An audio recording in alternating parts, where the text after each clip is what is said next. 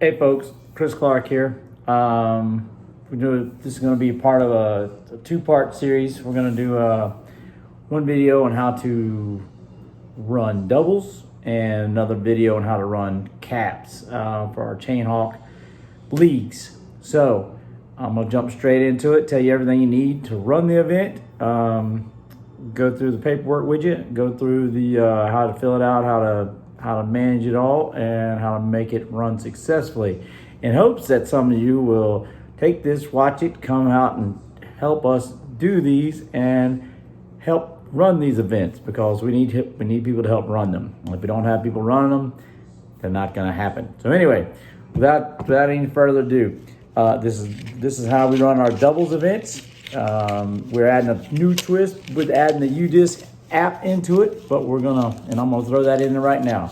But for doubles, you need some change, preferably $20 in ones, $10 in fives. Anything over 20 is good though. $20 in ones, $10 in fives change. You need a deck of cards for doubles. They need at least start at aces and work their way down to nines or eights or something. But a full deck is handy.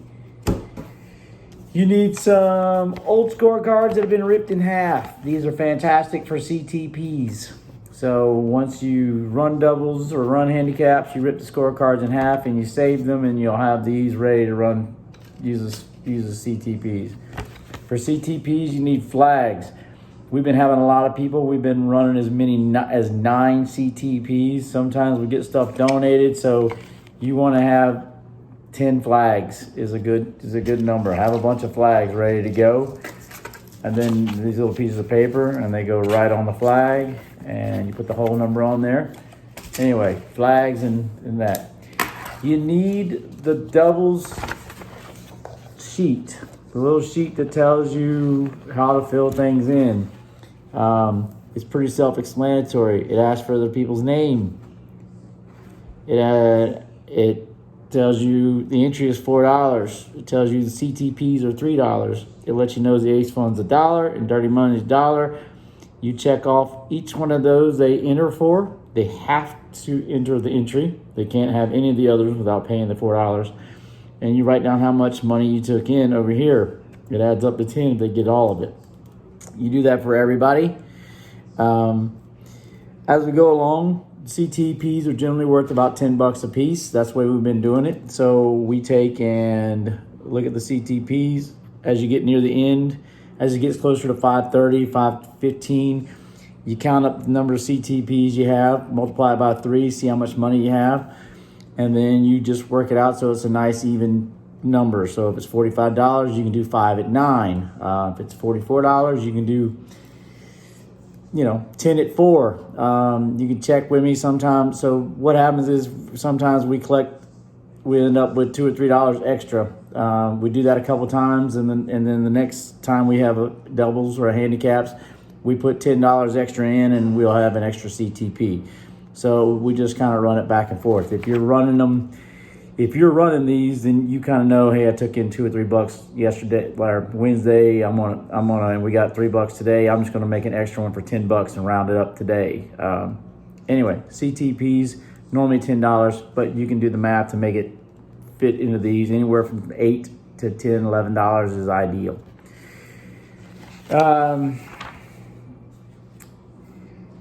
At the end of the night, once you're all done with everything, it has at the bottom, it's got a place for the ace funds in, and you write how much money you took in ace funds. It also has a dirty dollars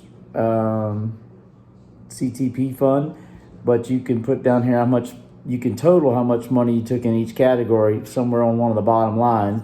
You normally won't have 35 people playing doubles, but you can put in how much money you took in dirty dollars and how much you paid out.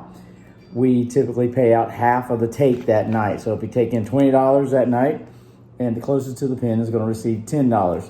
Someone aces, that's different, but for the purpose of that night, we pay out half.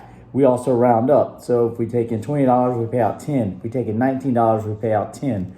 And so you'd put that here. You'd put 20/10 or 19/10. And then I know or whoever does the entry knows how much money was taken in, and we can put it out. You can initial or sign for organizer. That's helpful.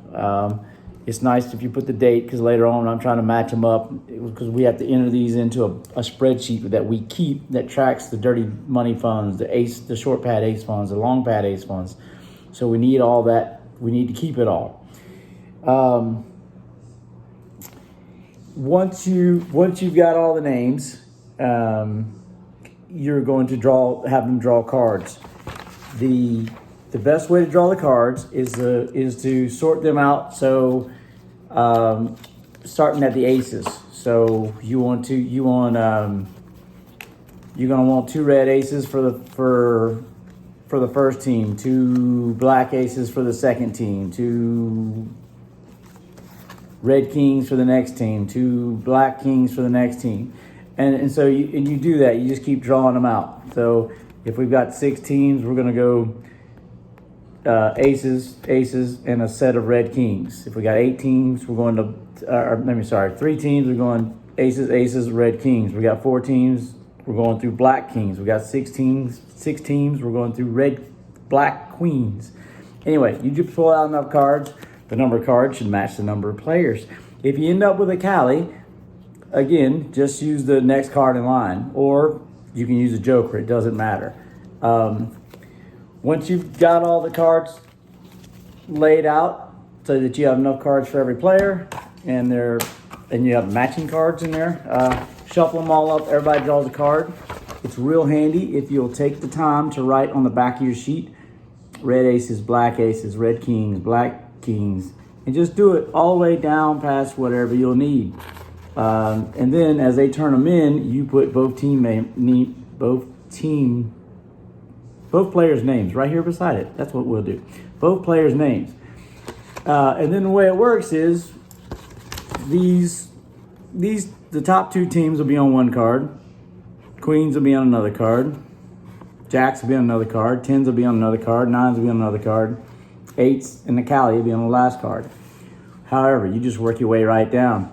And then you can figure out what hole they start on. And you can even go ahead and pre-write these. You can say that the kings are going to start on hole 1, and that the aces are going to start on hole 1. And the kings are going to start on hole 3.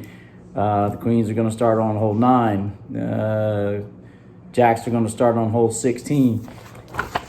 You can go ahead and write that. So as soon as people start turning in their cards, you can tell them what hole they're going to start on. That's great information. So draw the cards, they turn the cards in, get all your cards back, get everybody's name in. You'll know what hole they're going to start on. Assign your CTPs. So if you've got 5 CTPs, you're going to put all 5 CTP hole numbers right down here on the bottom. You're going to take and fill out 5 of these, assuming you have 5 CTPs, and you'll put CTP hole number whatever on the top. Put it on a little flag. You should have, so if you have 5 CTPs here, you're going to have five flags with 5 cards all labeled. You're going to give, if you have a CTP on hole 1 or 2, then the guys starting on hole 1 are going to take those CTPs with them.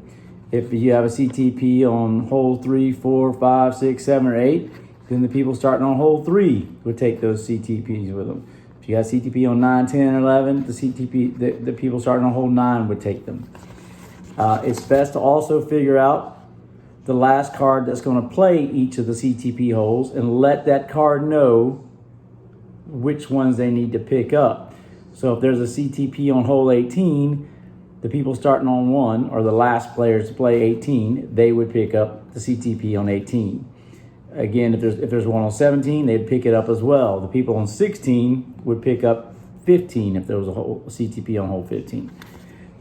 So you figure out the CTPs, you sign everybody to a card, sign everybody to a starting hole.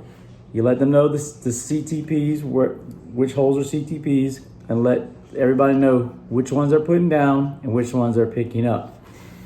And that's the way we've been doing it forever, so none of that has changed. The next wrinkle in the thing is we're using the U-disc. As players come in and check in, 2 ways they can get checked into the event. First of all, they need to check in here and pay. They don't get to play unless they paid here. However, since the event is posted the day of the event, people can start signing in on the UDisc app and check in for the event. So I know I'm coming 3 o'clock. I go on there, I sign in. That's fantastic. That helps for two things. The person, while you're running the event, you can check the app and go, hey, Chris is signed in, but it's 5:15, we haven't seen him. Somebody call him, make sure something didn't come up and he just forgot to check himself out. They call me, oh yeah, I'm 5 minutes away, I'm all in. So they know. So you know, whoever running the event knows, hey, Chris Clark is coming. You can write my name there. You leave all the spots blank. And when I come, you take my money, you can mark it all off, put $10. But now you've got me and you know how many, it helps you know how many cards. So every person playing needs to be checked in on the UDisc app. So as before, I can check myself in, or that, which is ideal. If players check themselves into the app, that's ideal. The other way is through the UDisc link we have, we can add the players.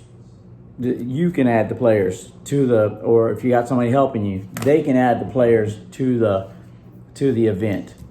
When it's said and done, you need to make sure your list matches the list in the app. So and once that's done, everybody draws cards. You let everybody know which hole they're starting on. The CTPs are taking with them, the CTPs they're picking up, and you send them on their merry way. And when they get there, they open up the app, they log into the event, they choose events on the UDisc app, they choose the event they're playing, then they go down and they choose their teammate. They create teams, they choose themselves and they choose their teammate. They put in the other team's teammates and they put in their starting hole. And they start playing and recording scores. And the beauty of that is all the scores will be live and you'll be able to, if you get back sooner than all the other cards come in, you'll be able to look at it, see who's actually in contention to win any money. You might be able to go ahead and start doing tiebreakers if it looks like the last cards out there aren't going to be in contention in the payouts. Regardless, so checking in with the UDisc. All right, the last and final thing you need is the payout chart. This tells you based on how many teams are playing, how much money you're paying out, and how many places. If there's a Cali, I kind of wrote it on the bottom of this one, but if there's a Cali, say there's 8 teams in a Cali, you're only going to pay for the 8 teams. You're not going to pay for 9 teams. You're going to pay out based on 8 teams. So if there's a Cali, you pay out for the total number of 2-player teams. That would be the best way to describe it. So if there's 9 teams in a Cali, you're paying based on the 9 teams. If there's 10 teams in a Cali, you're paying based on the 10 teams. If there's 10 teams, you're paying based on the 10 teams. Anyway, little chart, beautiful. So now you come back over here and you fill out the dollar amount based on that chart for the number of places. You can fill out the dollar amount for each CTP because you had 5 CTPs, $9 a piece. You can put 9999. As players turn their CTPs in, you write the names who got the CTPs by the CTP. As all the scores get turned in and finalized on the UDisc app, because as they go, there's a point where they have to finalize their scores. So it'll show them 18 holes and show their scores, but when they hit the finalize button, it'll change that 18 to an F. You can start recording the scores. You can, if there's 2 teams with a tie for 12 down or 10 down in the payout contention, they immediately go and have a 1 hole closest to the pin throw off. Every team member throws 1 disc closest to the pin. That team wins the playoff. And so you sort all the teams in order and pay out the money according to the chart. And you also, like I said, you put the payouts here as well. And the reason you record all the payout dollars is because, again, someone like me has to come back in and enter them. So I'll look at all the entry fees. I'll see we took in $80, and I'll add up all the payouts, and it adds up to $80, and that's beautiful. And then I see you took in $45 in CTPs, and I'll add up all the CTPs, and it's $45. And I get to check everything, make sure everything's right, and call you, let you know, hey, something went wrong here, and we'll address it. No big deal. So That's how you run doubles. So I recap it all again, but you can rewind the video and watch it. Thank you very much. And if you have any questions, do not hesitate to contact me.